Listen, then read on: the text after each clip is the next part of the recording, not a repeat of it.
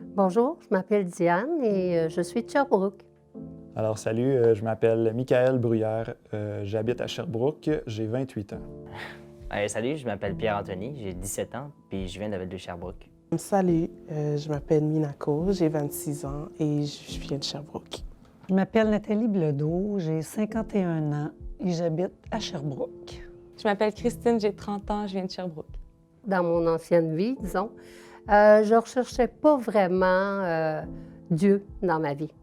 Je recherchais, mettons, le confort au point de vue monétaire, avoir des beaux meubles, des beaux vêtements. C'était plus ça qui primait que la pensée de Dieu n'était pas présente vraiment là. J'avais un background qui était un peu plus comme je cherchais mon identité dans les autres, toujours. Mon but, c'était d'être valorisé vraiment par les autres. C'était que ça, dans le fond, par mes amis, par les copines que j'avais, les choses comme ça. C'est eux qui créaient l'identité que j'avais. Puis j'ai toujours eu Dieu qui m'appelait quand même, qui me pourchassait toujours. Je revenais, je repartais. Je connaissais Jésus, mais pas assez pour prendre une décision ferme de le suivre. Moi, j'ai toujours été dans une famille chrétienne, donc je connais Jésus depuis que je suis conscient de ma vie. C'est juste qu'il n'a pas été le centre de ma vie avant aujourd'hui. Donc avant, je bâtissais ma vie sur les relations, un peu les relations de couple d'une manière. Donc ma vie était basée sur les filles. Donc ma vie a été surtout basée sur une fille en particulier pendant 5 ans. Quand j'étais plus jeune, mes parents se sont presque divorcés. Ça ne s'est pas produit, mais durant le moment entre la chicane de mes parents, ils ont arrêté de nous donner autant d'affection qu'avant, ce qui a fait en sorte que je suis allé en chercher ailleurs. Puis c'est là que j'ai développé cette dépendance à cette affection-là, qui a fait en sorte que je l'ai mis au centre de ma vie. Donc j'ai eu des dépressions, j'ai créé des dépendances. Donc ma vie a été basée sur quelque chose qui allait mener à rien, qui allait même me détruire à l'intérieur. Ma vie avant, une vie d'anxiété, tendre à être parfaite, prier à la maison, donc vivre ma foi, mais seule. J'ai cherché des églises, des places où travailler ma foi, mais ça n'a jamais vraiment connecté. Ma vie avant Jésus-Christ, mon Dieu, c'était une vie perdue. C'était une vie pas de sens. C'était une vie que je me cherchais. Parce qu'il y avait toujours un grand vide intérieur. Avant de donner ma vie à Jésus, je dirais que j'ai toujours vécu dans la passion de la musique, un désir de plaire aux autres, toujours vouloir faire rire les gens, chercher vraiment leur amour dans leur approbation. Fait que de cette façon-là, c'est ça, je me faisais des amis, puis vraiment, ça, j'avais l'impression que c'est ça qui me comblait le plus. Ça fait 36 ans que ma sœur est avec Christ. Et puis, j'en ai toujours entendu parler parce que tout le long, elle a été un bon coach pour moi. Et puis, dernièrement, depuis à peu près 1 an et demi, je dirais, que je vais quand même régulièrement à Acts 21. Je voulais que Dieu soit présent dans ma vie. Et au dernier baptême, là, j'ai vraiment réalisé que Dieu était vraiment mort pour moi, pour racheter mes péchés. Puis je me suis dit, moi, là aussi, je veux le suivre. C'est ça que je veux. Fait que ce baptême-là, le dernier baptême, m'a vraiment marqué. Et j'ai dit à ma sœur, moi aussi, je veux être baptisée. Il y a eu comme un déclic, et je ne le sais pas, mais je l'ai ressenti en dedans, là. J'ai ressenti là, quelque chose qui s'est passé, là. C'est comme inexplicable, là, tu sais, mais je savais que c'était ça, là. Je savais que j'étais rendue là, que là, j'avais enfin compris. Dans le fond, Jésus est venu me chercher quand j'étais au plus bas, quand j'avais vraiment le plus besoin, ou que je me sentais le pire restant, dans le fond, genre que j'avais besoin de quelque chose, puis que j'avais plus de point de repère parce que je cherchais mon identité vraiment dans toutes les autres, mes amis, puis tout. Puis là, je voyais que tout ça comme s'écartait, puis j'avais besoin de faire ce choix-là. J'ai eu la claque d'en face, puis là, il a fait « OK, Seigneur, ça ne peut plus continuer. » Fait que j'ai décidé là de lui donner ma vie. Puis c'est là que Dieu a commencé à me forger une identité en lui, qui a commencé à faire les changements en moi. J'ai vu des miracles, des choses comme ça. Je sais que c'est pas juste le hasard ou juste ça, c'est vraiment comme Dieu qui a tout mis en place, puis il y a un plan parfait pour moi, mais une étape à la fois. Fait que moi, je vois pas toujours ça. Fait que j'étais encore triste, j'étais encore aux affaires, je comprends pas tout pourquoi. Mais tu sais, il est là, puis il y a une étape à la fois, je pense. J'ai déjà donné ma vie avant, il y a quelques années, donc en 2016, j'étais à un camp Hébron. Mais j'ai redonné ma vie il y a vraiment pas longtemps. Genre, il m'a montré vraiment de changer de voie parce que la voie que j'étais était vraiment la mauvaise. Justement, Dieu m'a montré que j'avais pas besoin de la fille qui était là, que j'avais mis au centre de ma vie depuis 5 ans. Elle m'a juste éloigné de lui. Donc, il m'a montré tout ça. Donc, c'est là que j'ai compris qu'il fallait que j'arrête, puis que j'ai tout mis out. Donc, Dieu a utilisé mon meilleur ami Ézéchiel, qui est venu me parler à travers lui pour me supporter, pour me remonter, pour m'encourager à revenir dans la bonne direction.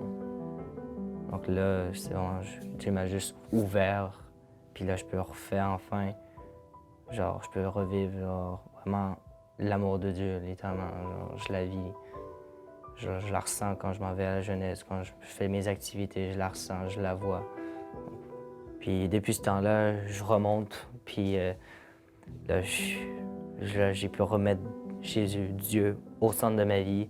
Il m'a libérée d'une pression énorme par rapport à ma personne, par rapport à qui je dois être en tant que fille, en tant que fiancée, en tant que sœur.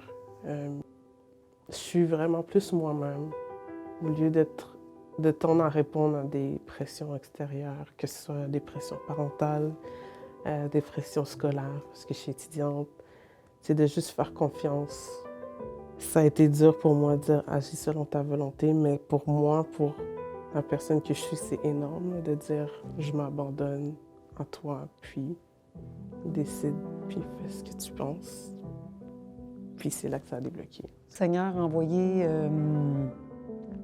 une personne en particulier qui s'appelle Luc, il m'a fait plus comprendre et vivre en profondeur l'amour de Dieu.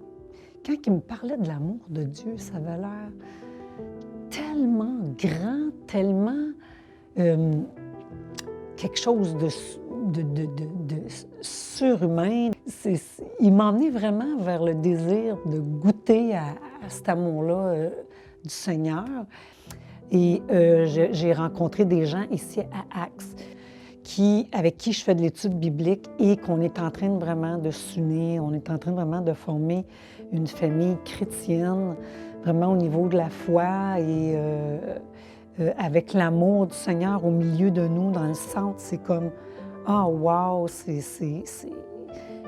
une ouverture de cœur que je ne connaissais pas.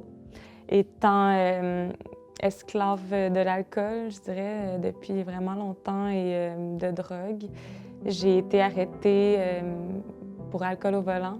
Et pour moi, c'était comme la fin. Là. On me disait que ça allait me coûter environ 15 000 $ toute cette histoire-là, puis que j'en avais pas fini avec la SAC, puis tout. Bref, c'était vraiment comme une pile de trucs négatifs. J'ai eu des signes révélateurs qui ont fait en sorte que, clairement, les coïncidences puis le hasard, ça n'existe pas. J'avais un rendez-vous chez le dentiste, que ça me tentait vraiment zéro d'y aller, mais en y allant, l'hygiéniste dentaire qui m'a fait mon nettoyage m'a dit que tout était beau, tout était beau, puis que dans le fond, la seule affaire, c'est que j'avais un tartre assez élevé à la base des dents. C'était dû à l'acidité. Là, elle m'a dit, je sais pas si tu bois gros du café ou tu manges gros des oranges. Puis là, moi, j'y ai lancé je bois gros du vin rouge. Là, elle m'a dit, ah oui, le vin rouge. Elle dit, ça, c'est vraiment traître. Là, j'ai dit, ben ça tombe bien parce que j'ai décidé d'arrêter de boire, madame. Puis il m'est arrivé un événement, puis je me suis dit, plus jamais. Puis là, en disant ça, j'étais comme vraiment émue, puis j'ai pleuré. Puis la dame, elle m'a juste pris dans ses bras, puis elle m'a dit, oh mon Dieu, ma fille, elle dit, si tu savais comme si c'était pas la meilleure décision que tu pouvais prendre. Elle dit, on a fêté 1 an de sobriété à mon fils hier soir. Puis là, elle me disait, tu connais-tu le mouvement Nouveau Départ à Sherbrooke? Il y a un côté spirituel, mais tu vas voir, ça peut t'aider. Puis Fait que quand j'ai été au mouvement Nouveau Départ, la deuxième fois, il y a eu un chant où ça disait on est tous enfants de Dieu. Et ça m'a fait pleurer. Puis après ça, j'ai été à Acts 21. Puis depuis ce temps-là, je suis plus capable de m'arrêter. Je veux dire, tous les messages là-dedans, les pasteurs, les gens, ça m'a vraiment là, comblé d'un amour que je peux pas exprimer. Puis le vide que j'avais depuis tellement longtemps, que je comblais avec des trucs superficiels pour me geler encore plus, me mettre dans un état second, peu importe, ben ça s'est rempli de juste comme l'amour de Jésus, puis de Dieu. Puis depuis ce temps-là, je ne pourrais pas retourner en arrière. Et en me faisant baptiser, en me plongeant dans l'eau, j'ai l'impression que ça va être une nouvelle vie. J'ai déjà commencé une nouvelle vie, mais là, ça va être vraiment, là, il va laver mes péchés. Et puis là, je vais sortir de là. Je veux vivre là, dans la foi, le suivre. Et puis, lui est mort pour moi. Moi, je fais juste me plonger dans l'eau, là. Fait que c'est très symbolique pour moi. Et puis, j'ai vraiment hâte de pouvoir faire ce geste-là pour lui. Parce que j'ai envie d'avoir une identité en Christ. Je l'ai trop longtemps pas eu en sachant que c'était ça, la vérité. J'ai envie de suivre Jésus, j'ai envie d'être comme lui. Dieu m'a toujours pourchassé, puis c'est ma vie. Fait que je veux vraiment le suivre. Je veux me faire baptiser parce que j'ai longtemps cru, je me suis longtemps convaincu moi-même que j'étais jamais à la hauteur de me baptiser, que je devais toujours être plus parfait, que je devais toujours être mieux que qu'est-ce que je suis en ce moment. Donc là, c'est le bon moment. Dieu m'a ramené à lui, il m'a ramené au droit chemin et c'est le bon moment pour démontrer aux autres que je veux le suivre vraiment parce qu'il m'a aidé, qu'il m'a changé, il m'a changé radicalement, il m'a montré le bon chemin et je veux le suivre et je veux le montrer à tout le monde en me baptisant par les eaux du baptême.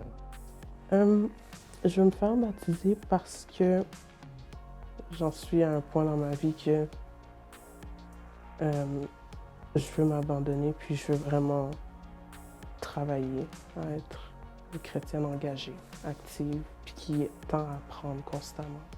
Pourquoi je veux me faire baptiser? Ben, pour plusieurs raisons. Y prouver mon amour, y prouver ma foi, y prouver que je l'aime, puis que moi j'y donne ma vie. Fais ce que tu veux de ma vie. Fais ce que tu veux de ma vie. Mon baptême, c'est un geste significatif pour moi. Donner ma vie au Seigneur et vraiment, change-moi, métamorphose-moi, fais ce que tu veux. Je me fais baptiser le dimanche, puis j'ai trop hâte. Là.